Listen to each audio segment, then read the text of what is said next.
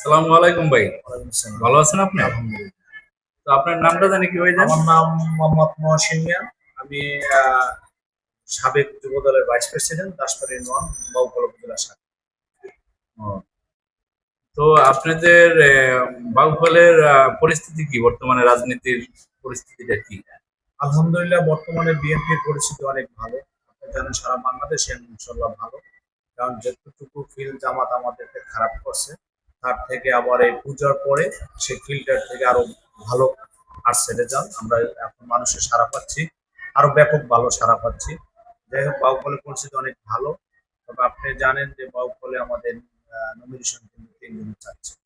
তিনজনে চাচ্ছে না, আরো লোক আছে, আরো অনেক নেতা আছে চাওয়ার জন্য। তবে তিনজনে আমাদের মনোনয়ন পাওয়ার প্রত্যাশী। ঠিক আছে, এখন হাইকমান্ড তাদের কারে দেয়, কোন নেতারে দেবে সেটা আমরা জানি না। আমরা যাকেই দেবে তার সাথে থেকে আমরা কাজ করব। তো মানে জনগণের আনাগোনার থেকে মানে আপনার আপনি কি পাচ্ছেন? মানে আপনি কি ফিল করেন? মানে এখানে পাওয়ার মানে উপযোগী কি হতে পারে তিনজনের ভিতরে? আসলে শোনেন বাবা, আমাদের হাইকমান্ড একটা সিদ্ধান্ত দিয়েছে, বলেছে যে যারা জেল জুলুম নির্যাতন শিকার হয়েছে হাসিনার আমলে, আহ, তাদেরকে দল মূল্যায়ন করা হবে। সেই হিসাবে আমাদের বর্তমানে যে বিএনপির কেন্দ্রীয় সহদপ্তর সম্পাদক মনির হোসেন মনির ভাই, সাবেক ডাকসু ভিপি, হ্যাঁ, উনি প্রায় 54টার উপরে তার রাজনৈতিক মামলা আছে, অনেক নির্যাতন হয়েছে। সেই হিসেবে দেখি ইনশাল্লাহ সেই আগাই আছে। আর আমাদের বাউফলে তো আরো নমিনেশন চাচ্ছে। আমাদের সাবেক এমপি চাচ্ছে শহীদুল তালুকদার সাহেব। তারপরে এখন বর্তমান নির্বাহী কমিটির সদস্য ইঞ্জিনিয়ার ফারুক তালুকদার সাহেব, সেও নমিনেশন চাচ্ছে। এখন দল যাকে দেবে আমরা তার সাথে থেকে কাজ করবো। আমরা যুবদল বাউফল ঐক্যবদ্ধ আছে, ইনশাল্লাহ থাকবো। শুধু যুবদল না, সমস্ত সংগঠনে আমরা ঐক্যবদ্ধ আছি। তো কিছুক্ষণ আগে জামাতে ইসলাম নিয়ে একটা যে আপনাকে প্রশ্ন করছি, সেটার আপনার কি মতামত? আর জামাতের হিসাবটা আপনি দেখেন, বাউফলের মাসুদ ভাই বাউফলের সন্তান, সে যাইতেই পারে, সে ভোট চাইতেই পারে জনগণের কাছে।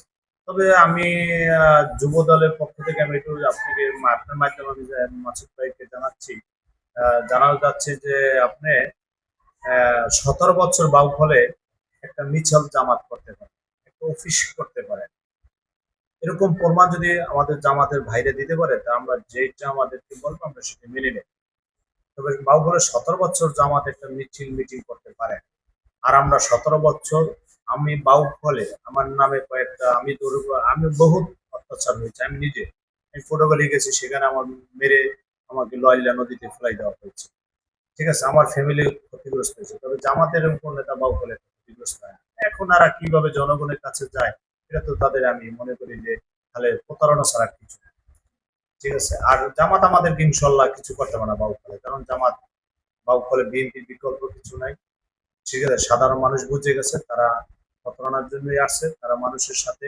আপনি দেখেন যে কিছুদিন আগে, এই 2 দিন আগে আপনি যে নোয়াখালী যে হামলা হয়েছে মসজিদে, সেখানে তারা জামাত সদস্য ফরম করতে গেছে।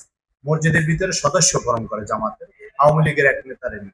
তখন ওখানে মুসল্লিরা, ওই এলাকার মুসল্লিরা তারা প্রতিবাদ করছে, তারা এটার বিরুদ্ধে দাঁড়াইছে। কেন আল্লাহর ঘরে এই সদস্য ফরম করে আপনাদের কলেজ মাঠ আছে, স্কুল আছে, কেন করেন? এটা তাদেরকে, ওখানে লোকজনের প্রতিবাদ করছে, এখানে বিএনপি প্রতিবাদ করে। তো মহাসিন ভাই, আপনি ভালো থাকবেন। হ্যাঁ, আল্লাহ হাফেজ। তো এই দোয়া পর্যন্ত রাখেন আমরা, ভাই। ঠিক আছে। আসছেন, তবে আমরা আসলে ইনশাল্লাহ বাউফল বিএনপি ঐক্যবদ্ধ আছে, থাকবে। বাউফলে বিএনপির মানে বিকল্প নেই। আমরাও আমাদের জন্য দোয়া করবেন। এবার আমরা যাচাই করে দেখেন, আমি সত্য বলছি না মিথ্যা বলছি, আপনারা যাচাই করে দেখতে পারেন। ঠিক আছে, ঠিক আছে, ইনশাআল্লাহ ভালো থাকবেন। হ্যাঁ, আল্লাহ হাফেজ।